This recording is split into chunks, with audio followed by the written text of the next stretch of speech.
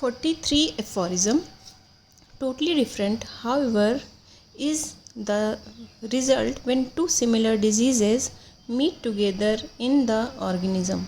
That is to say, when to the disease already present a stronger similar one is added. In such cases, we see how a cure can be effected by the operation of nature, and we get a lesson as to how man ought to cure.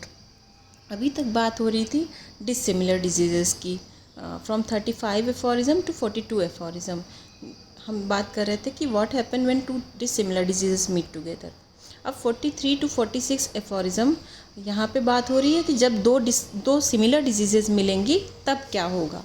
तो 43 aphorism में बोल रहे हैं जब दो similar diseases मिलती हैं तो when to the disease already present a stronger similar one is added. कोई डिजीज़ पहले से जो प्रेजेंट है उसमें एक स्ट्रॉन्गर सिमिलर डिजीज़ अगर ऐड करी गई है तो यहाँ पे क्योर होगी. जैसे कि हम 26 एफोरिज्म में पढ़ते थे कि weaker dynamic affection is permanently extinguished by the stronger one. और ये डिफरेंट काइंड में डिफरेंट हो सकते हैं, इनके मैनिफेस्टेशन कैसे होंगे, सिमिलर होंगे.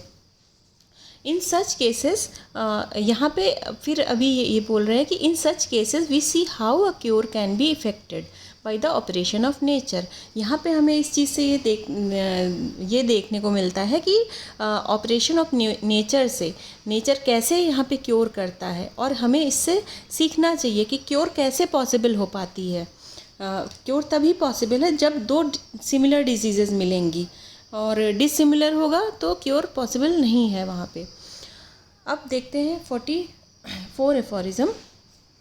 To similar diseases diseases similar to each other can neither as in asserted of dissimilar disease in one repel one another.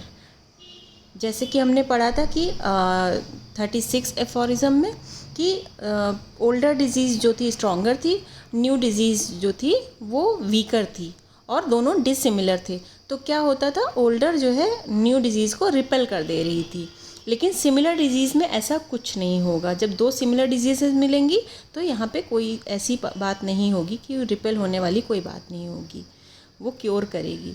Nor as has been shown of the dissimilar diseases in second, मतलब जो second condition की बात हुई थी 38 aphorism में, suspended one another so that the old one shall return after the new one has run its course.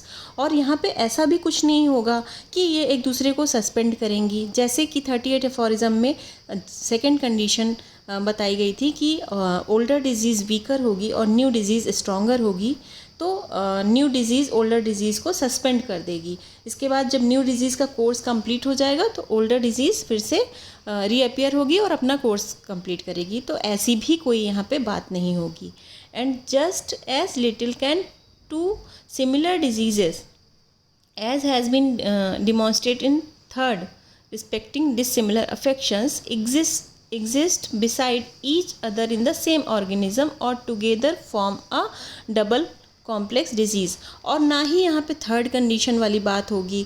जैसे third condition में क्या होता था कि दो सिमिलर स्ट्रेंथ की अगर डिजीज़ेस और डिसिमिलर हैं, दोनों डिसिमिलर हैं और स्ट्रेंथ अगर सेम है तो वो कॉम्प्लेक्स बना लेती थी.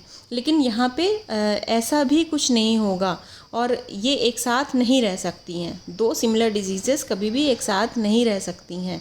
वो सिमिलर डिजीज़ेस में जो स्ट्रॉन्गर होगी वो ओल्डर डिजीज़ को एक्सटिंग्विश कर देगी.